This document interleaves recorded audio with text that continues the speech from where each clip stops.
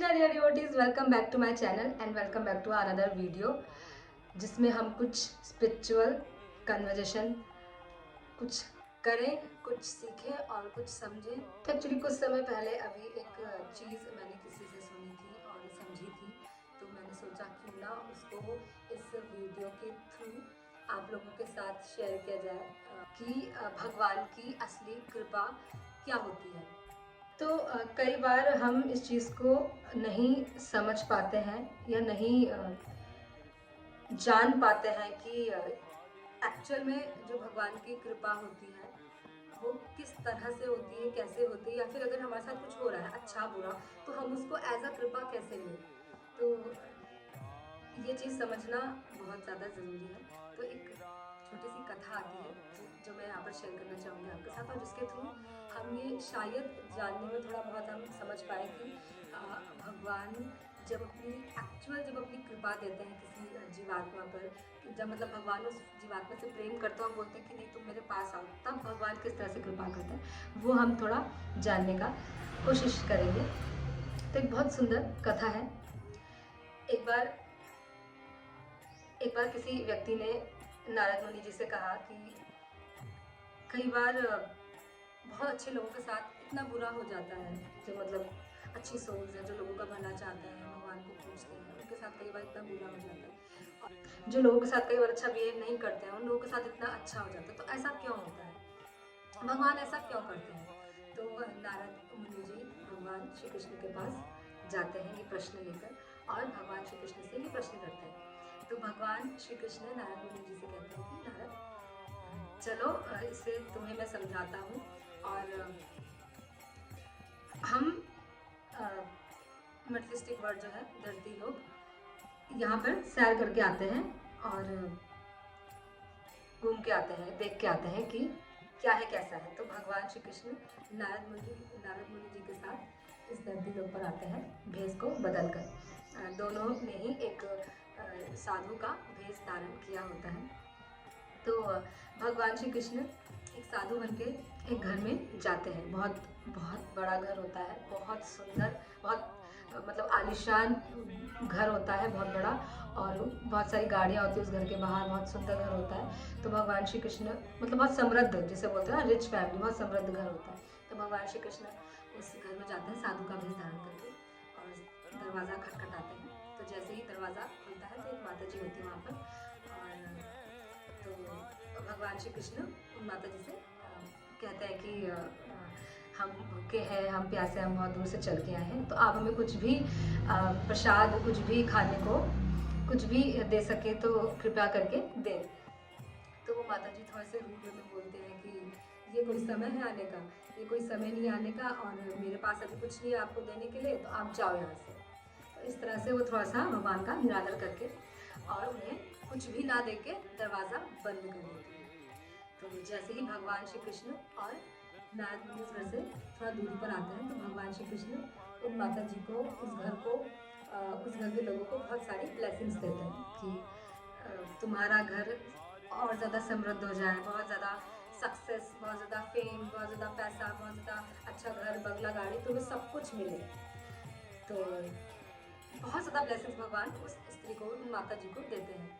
तो नारद मुनि जी थोड़ा सा कंफ्यूज हो जाते हैं कि ये क्या था, भगवान उन माता जी ने आपका निरादर किया, आपको कुछ भी प्रसाद नहीं दिया, कुछ भी खाने पीने को कुछ भी ऑफर नहीं किया, कुछ भी नहीं दिया, और फिर भी आप बाहर आके इस तरह से उन्हें इतनी ज़्यादा ब्लेसिंग्स दे रहे हैं।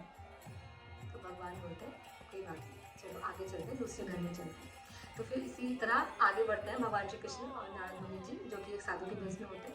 तो फिर वो एक जाते हैं, छोटा सा एक हट टाइप का होता है, झोपड़ी टाइप की, उस घर में जाते हैं और वहाँ जाके भिक्षा मांगने का प्रयास करते हैं। तो वहाँ पर भी एक माता जी होती हैं जो घर खोलती हैं अपना, और जैसे ही वो देखते हैं कि साधु हैं तो बड़े आदर सम्मान के साथ उनको प्रणाम करती हैं और उनसे बोलती हैं कि मैं आपकी किस तरह से सेवा कर सकती हूँ।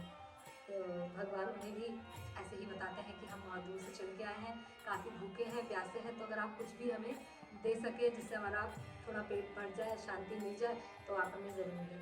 तो वो माता जी बहुत बूढ़ी होती हैं, उनका घर बहुत छोटा खराब सा होता है, बहुत गरीब होती हैं।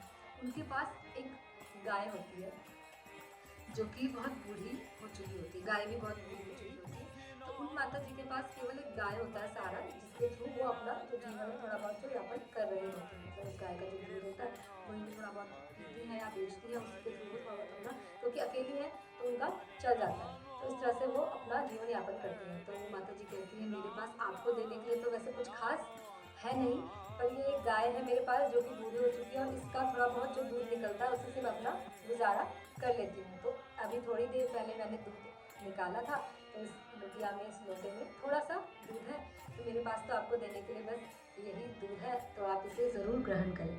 तो बड़े प्रेम पूर्वक आदर के साथ उन्हें बैठाती हैं और उन्हें वो दूध देती है। भगवान श्री कृष्ण और नारद मुनि जो कि साधु के वेश में होते हैं वो उस दूध को ग्रहण कर लेते हैं। और जैसे ही वो उस दूध को ग्रहण करते हैं, भगवान श्री कृष्ण उस घर से थोड़ा सा बाहर आते हैं और उस माता जी को कहते हैं कि तुमसे तुम्हारी ये जो गाय है बूढ़ी वो भी छिन जाए, वो भी तुम्हारे पास ना रहे। और इस तरह से भगवान उनसे कहते हैं। तो नारद मुनि जी कहते हैं कि भगवान, मतलब मुझे कुछ समझ नहीं आया कि जिस माता जी ने आपको कुछ भी नहीं दिया, जबकि वो आपको बहुत कुछ दे सकती थी और आपका इतना निरादर किया, आपका सम्मान नहीं किया, उनको आपने इतनी सारी ब्लेसिंग्स दी और कहा आपका घर समृद्ध हो जाए, आपको और बंगला, गाड़ी, घर, सब कुछ, सक्सेस, फेम, सब कुछ मिले।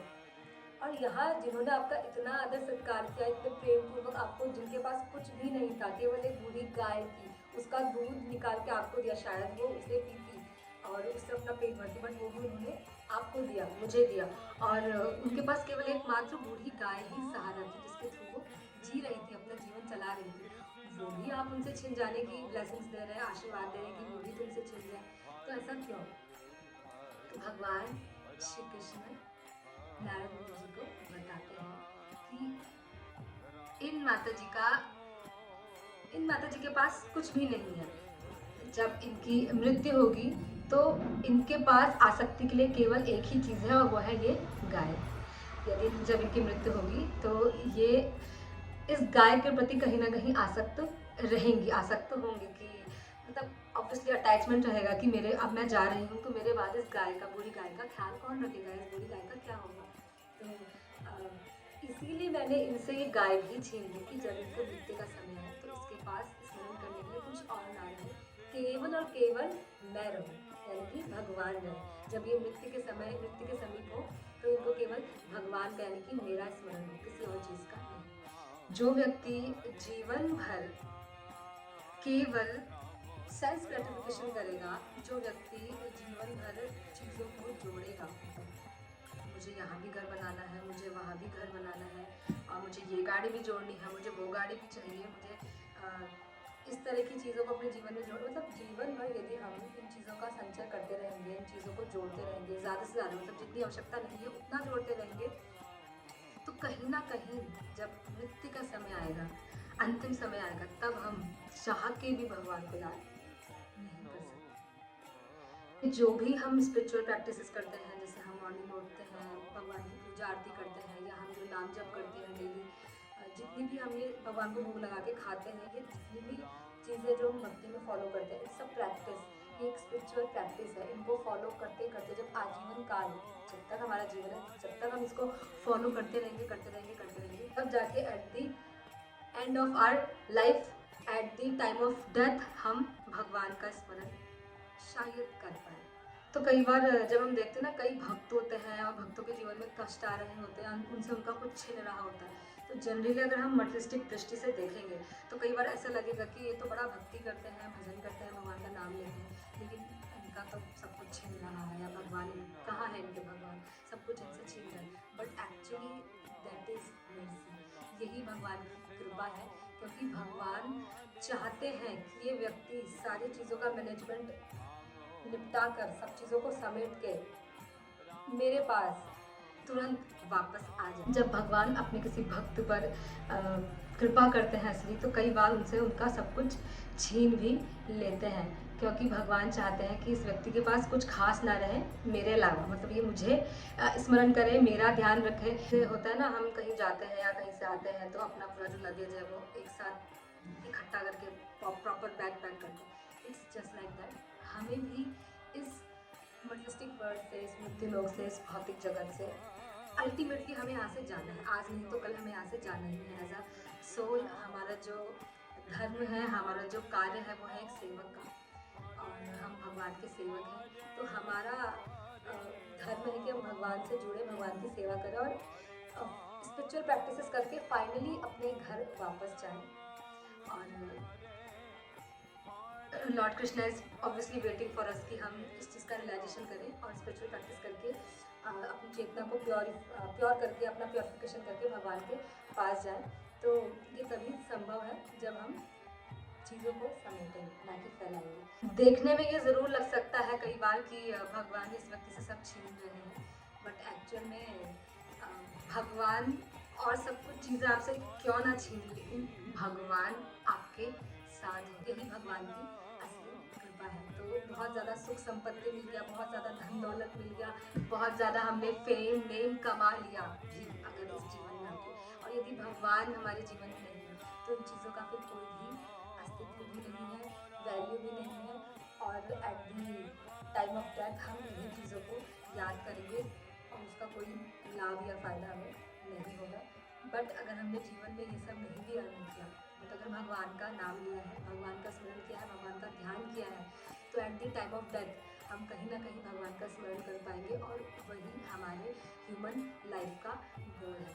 जैसे हम परीक्षाएं देते हैं अपने जीवन में, डेथ के समय हमारा एग्ज़ाम होता है कि हमने अपनी लाइफ क्या की, तो तभी हम उसमें खरा उतर पाएंगे। इसीलिए जितना ज़्यादा हो उतना ज़्यादा भक्तिमय कार्यों को फॉलो करें, नाम जप करें, डेली बेसिस पे भगवान का नाम जप करें, चैंटिंग करें और स्क्रिप्चर्स पढ़ें, और इन चीज़ों को हमेशा फर्स्ट प्रायोरिटी के लिए रखें, सेकंड प्रायोरिटी के लिए कभी नहीं। बाकी सारी चीज़ें हमारी लाइफ की सेकंड प्रायोरिटी है, भगवान और भगवान की भक्ति इट्स अ फर्स्ट प्रायोरिटी तो है और रहनी चाहिए, और तभी हम अपने लाइफ के एग्ज़ाम में पास हो पाएंगे।